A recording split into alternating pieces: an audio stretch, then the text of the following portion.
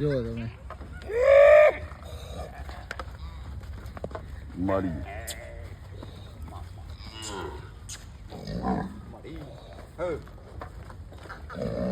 આ બંને ગાયો હરિયાણાની છે. બરોબર. હરિયાણાની અંદર અવારનવાર ઘણી વખતે માલધારી અને ગામડાના વ્યક્તિઓ જોડે એટેકો થતા હોય છે. બરોબર. એના હિસાબે આ ગાયો પહેલેથી આ રીતના એગ્રેસિવ છે અને માલિકની વફાદાર છે. બરોબર.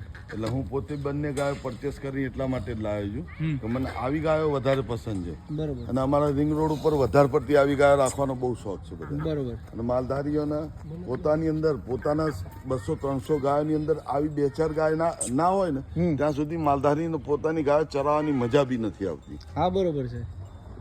કારણ કે આ જે માલિક પ્રત્યેનો પ્રેમ છે ને, માલિક પ્રત્યેનો પ્રેમ પ્લસ બીજી વસ્તુ આ બધી સિંહણો કહેવાય. શું કહેવાય? સિંહણ.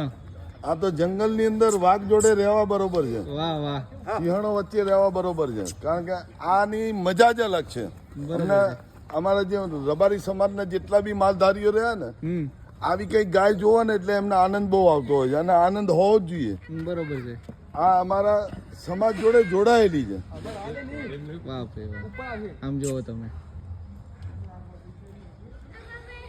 પેલા ભાઈને મોકલજો તો જરા આમના.